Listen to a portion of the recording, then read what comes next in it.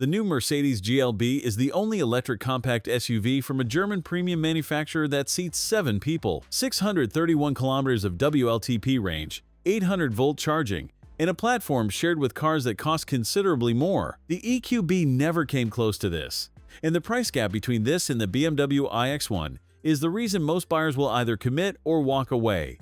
That number lands in the verdict. The second-generation GLB is longer, wider, and lower than the EQB it replaces.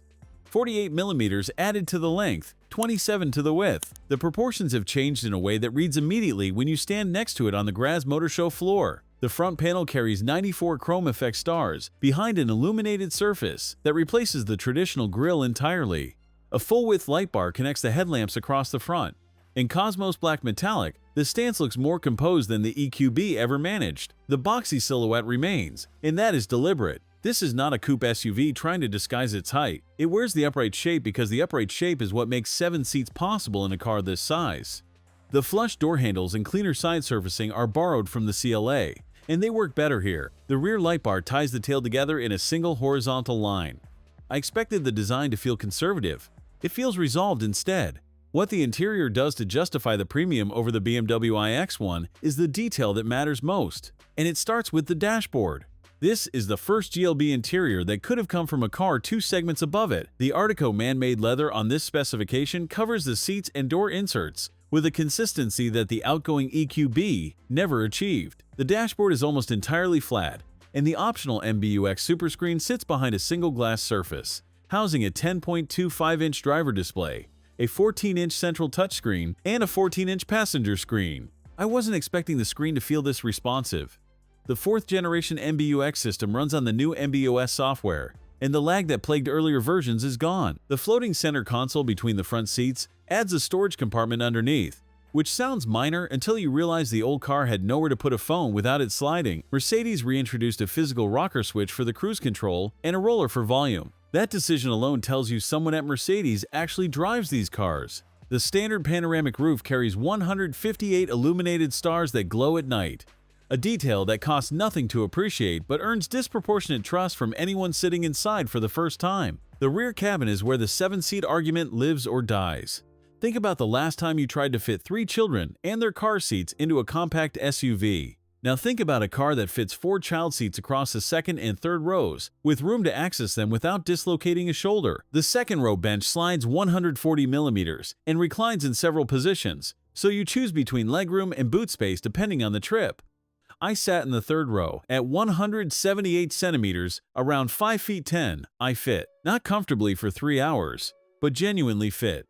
Mercedes says the third row accommodates adults up to 171 centimeters, around 5 feet 7. Neither the BMW iX1 nor the Audi Q4 e-tron offers a third row at all. That is the gap this car owns entirely. 540 liters of boot space in the 5-seat configuration, around 19.1 cubic feet. Fold the 40-20-40 split and you reach 1,715 liters, around 60.6 cubic feet. The 127-liter frunk at the front holds a charging cable, a crate of drinks, or whatever you need out of the way before a long drive.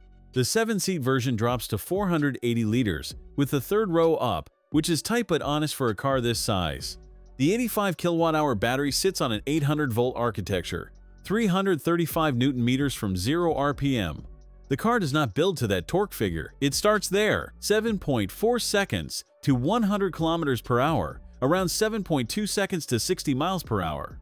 Not fast in the way a performance EV is fast, effortless in the way a family car should be. 631 kilometers of WLTP range, around 392 miles. Plug into a 320 kilowatt DC charger, and you go from 10 to 80% in approximately 22 minutes.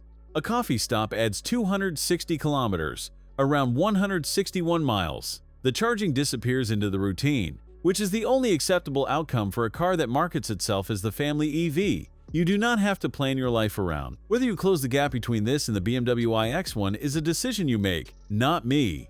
The iX1 starts at approximately 48,800 euros in Germany. The GLB 250 Plus EQ technology starts at 59,048 euros. That premium buys 7 seats, 170 kilometers more WLTP range, 800-volt charging that the iX1 does not have, and a frunk the BMW does not offer.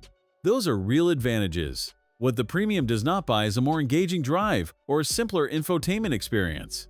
The BMW is still sharper behind the wheel, but the BMW cannot seat your family of 5 and still have a third row for the neighbor's kids on the school run. Nothing else in this segment can. After walking around this car, the era of choosing between practicality and going electric feels closer to over than I expected. Whether that conclusion is yours to reach is your decision. But the evidence on this show floor is harder to argue with than the EQB ever gave you reason to hope. Thanks for watching. If you enjoyed this video, hit that like button and subscribe for more content just like this. Leave a comment below with your thoughts or questions. I read every single one. And don't forget to click the bell icon to get notified about my next upload. See you in the next video.